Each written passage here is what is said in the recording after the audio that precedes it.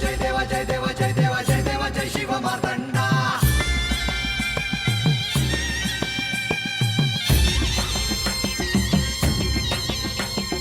जय देवा जय देवा जय देवा जय देवा जय देवा जय शिव मार्तंडा हरिवर्धन मल्हारी तुझी प्रचंडा अगडदुम नगारा सोन्याची जेजुरी देव गेले जेजुरा निळा घोडा अगडदुम नगारा सोन्याची जेजुरी देव गेले जेजुरा निळा घोडा पाऊ में तोडा कमरी कर पटा मिहिर मस्तकी तुरा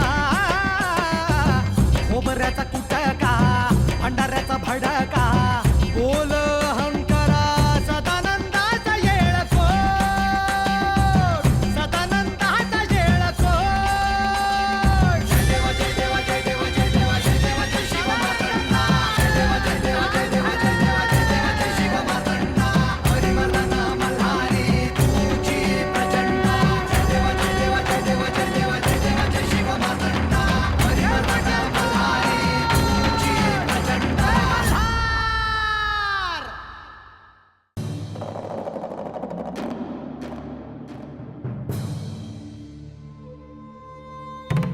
देवा खंडेराया, माझी तुला एक छोटीशी विनंती आहे बघ.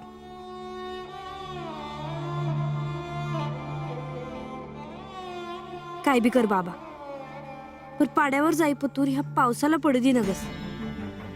माझी विनंती आहे तुझ्या पायाशी देवा खंडेराया.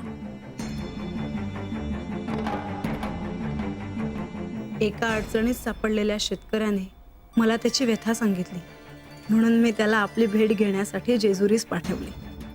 त्याच्या समस्येचे निरसन करावे अशी माझी इच्छा आहे. माझी इच्छा पूर्ण तर होईल ना?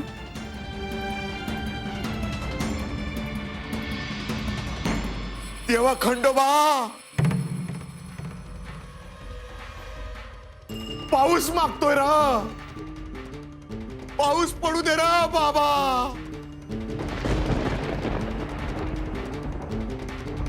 तर पाऊस पडणार. अरे पाऊस तुमच्यासाठीच आहे. शेतकरी म्हणजे अन्नदाता. न तो शेतकरी, तो अन्नदाता उपाशी नाही, हे योग्य नाही. पाऊस पडणार.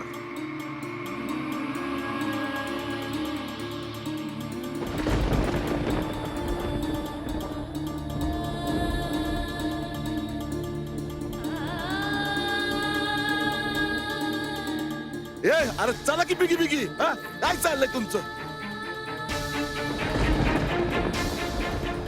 पडतोय आता यो. आता थांबत ना पाड्यावर जाई पत्तू. अरे बाबा, आता थांबायला ना ग. चला चला बिगी बिगी चला.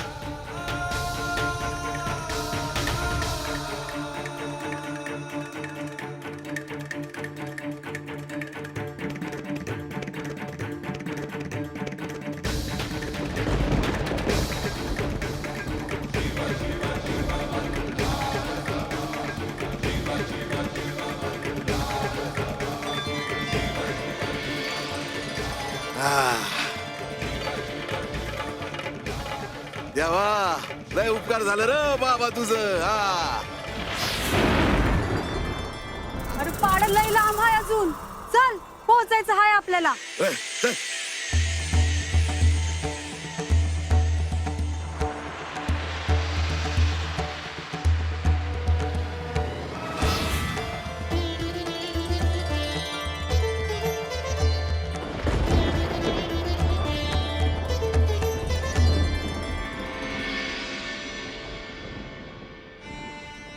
आपल्या प्रजेच्या भल्यासाठी राजाला अनेकदा आपली वैयक्तिक सुखदुःख बाजूला ठेवावी लागतात.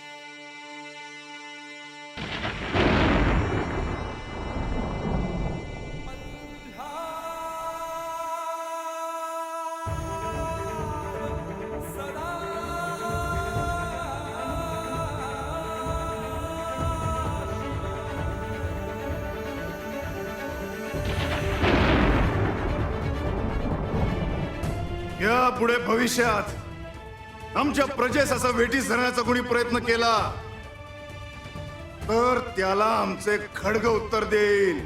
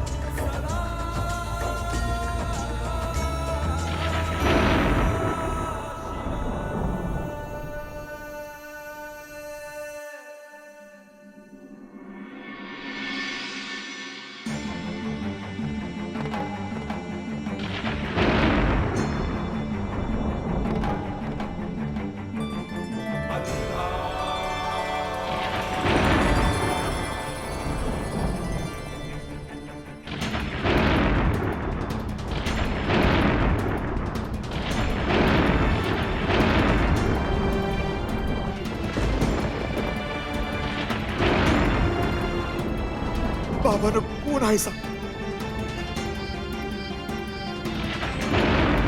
भंडारा उडवला आणि ढग जमा झालं. अरे बाबानं सांगा की कोण आहे सा?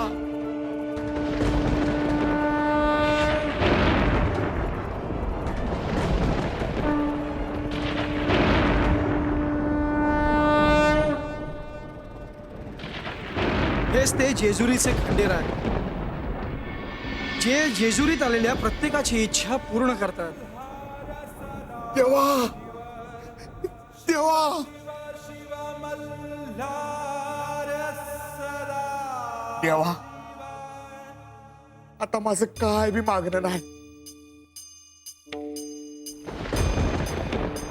तुम्हाला डोळं भरून पाहिलं, माझ्या आयुष्याचं सार्थक झालं देवा. आता मी तुमचा झालो देवा.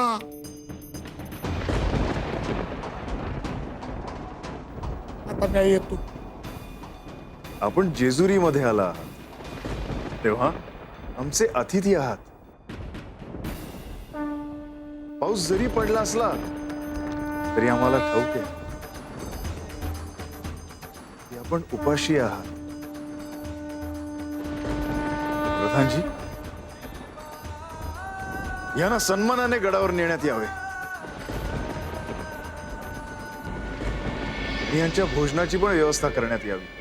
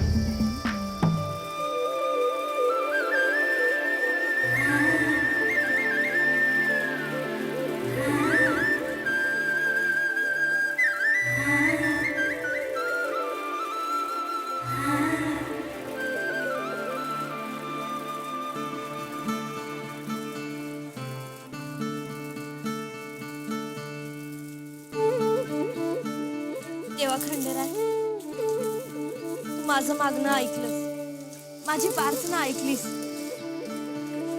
तुझी लय कृपा झाली बाबा. अशीच कृपा राहू द्या आमच्यावर.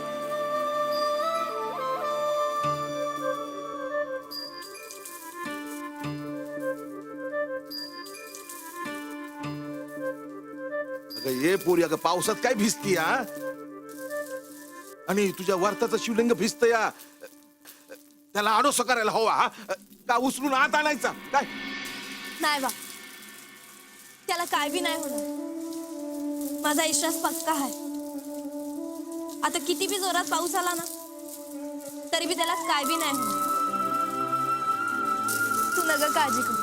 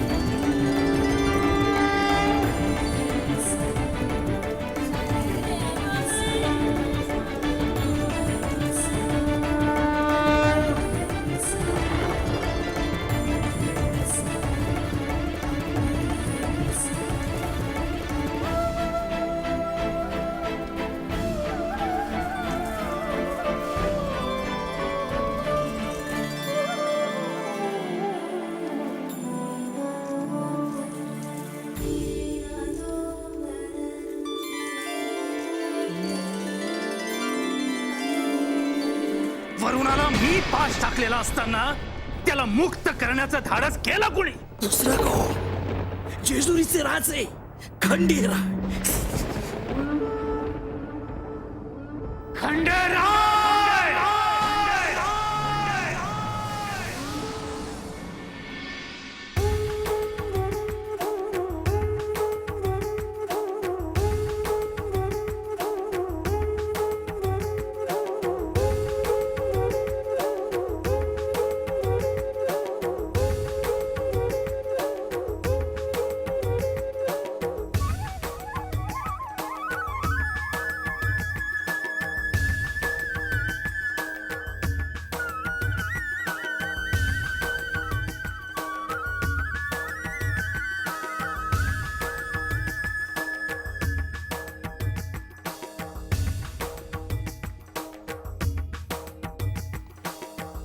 देवा, कुठं होतास तुम्ही? अरे, जेजुरीत कोणी उपाशी आहे हे कळल्यावर आपण जेवणं योग्य दिसतं का? नाही बर. हे आपले अतिथी आहेत. खूप दुरून आलेत देवाला भेटायला. आज भोजन आम्ही ह्यांच्या बरोबरच घेणार आहोत. जी देवा, या या या या.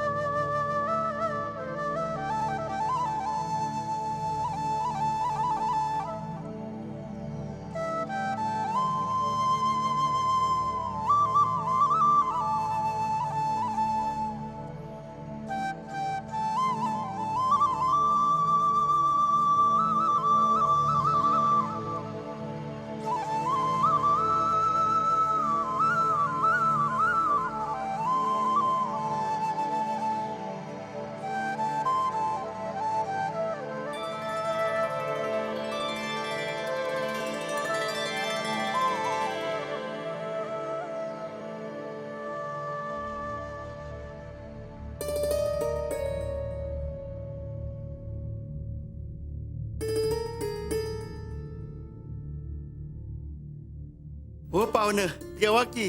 का थांबलायचा? असं कसं देव जेवल्या बिगर आपण कुठून जेवणार? हो, तुम्ही जेवल्या बिगर देव काय जेवायचे नाहीत. देवा, आत्ता पातूर देवाला निवद दावल्या बगर अन्नाचा कण माझ्या घशाखाली कधी गेला नाही. आणि माझा तो देव माझ्या समोर असताना मी पहिलं कसं जेवणार?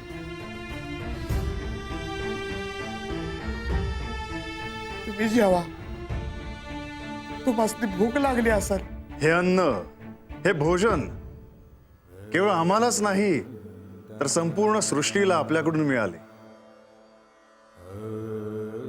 आपणच खऱ्या अर्थाने या भूतलावरील दाता आहात, अन्नदाता आहात.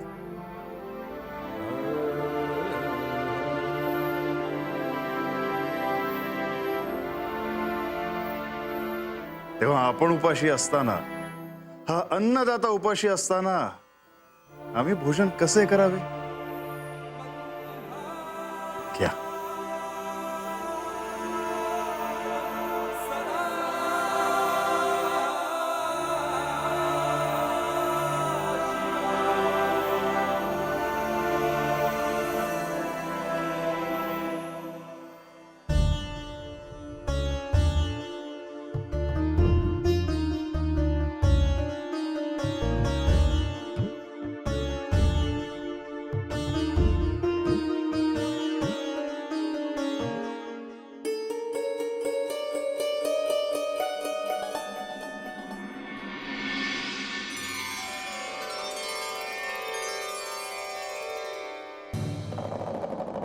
देवा, आता माझ्यासारखीची परीक्षा बघू नका.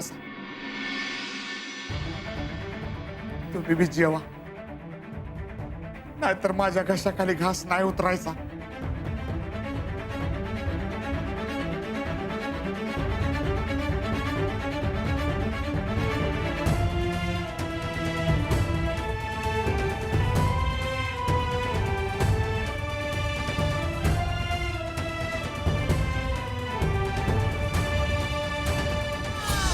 देवा, गृहिणी आणि अन्नदाता दोघेही सारखेच. आपण केलेलं अन्न जोवर घरातील सर्वजण ग्रहण करत नाहीत तोवर गृहिणी समाधानी नाही, आणि आपण पिकवलेलं अन्न जोवर कोणी सेवन करत नाही तोवर अन्नदाता संतुष्ट नाही. प्रधानजी, इतरांना निस्वार्थीपणे संतुष्ट करणारा हा गुण खरोखरच वंदनीय आहे.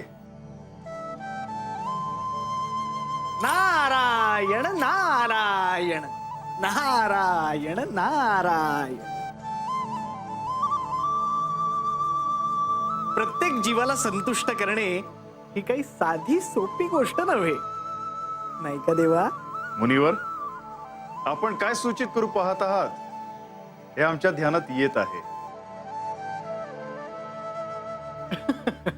देवा, मी आपल्या बोलण्याला फक्त दुजोरा दिला. निस्वार्थीपणे प्रत्येक जीवाला संतुष्ट करणे हे वंदनीयच आहे, पण कठीणही आहे. नारायण नारायण. देवा,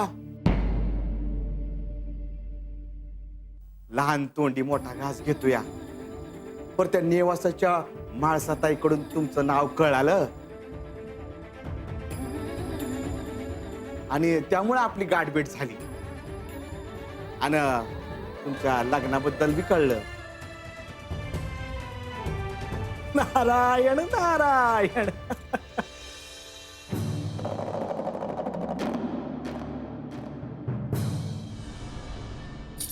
जेथे सर्वदा शिवस्मरण, तेथे भुक्ती मुक्ती आनंद कल्याण.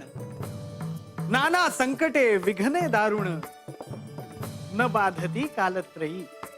नारायण नारायण. मुनिवर, हे बरे आहे की आपले जेजुरीमध्ये येणे जाणे आहे, अन्यथा आम्ही एकटेच पडलो असतो. देवा, माझे सारे लक्ष आता जेजुरीकडेच लागले आहे. आपल्या विवाहाची तिथी आता निश्चित झाली आहे. आता मृग नक्षत्रावर पौष पौर्णिमेला आपला म्हाळसा देवींशी विवाह होणार या कल्पनेनेच मी आनंदून गेलो आहे.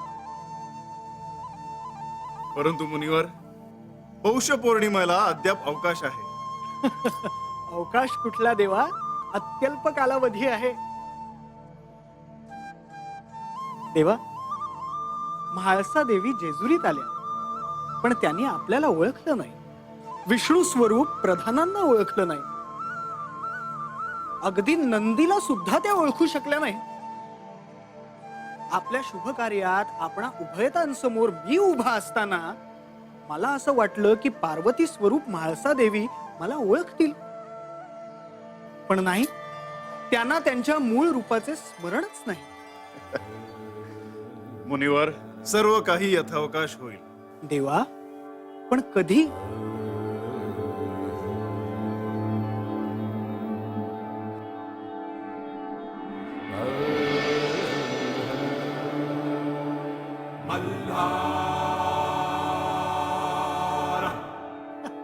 नारायण नारायण. जेजुरीत कैलास अवतरला आणि शिवाबरोबर शक्तीचेही आगमन होण्याचे निश्चित झाले आहे. देवा, आपण ज्या प्रसंगातून जात आहात ते पाहता मी आपणास अशी विनंती करेन की आपणच म्हाळसा देवींना जाऊन सांगावे की त्या प्रत्यक्ष पार्वती देवी आहे. मुनिवर, आपण हे असे का बोलत आहात? देवा, आपण आजच अनुभव घेतला आहे. अहो, ठिणगी पडली की वणवा पेटायला असा कितीसा वेळ लागणार. आणि कसे आहे देवा की स्त्री हट्टापुढे आपण काय करणार. म्हणूनच मला एक प्रश्न विचारावासा वाटतो. मुनिवर, सगळ्या शंका विचारून घ्या. नारायण नारायण. म्हणजे मला असे विचारावेसे वाटते विचारा. की म्हाळसा देवींना त्यांच्या मूळ रूपाचे स्मरण होण्याचा क्षण समीप आला आहे का?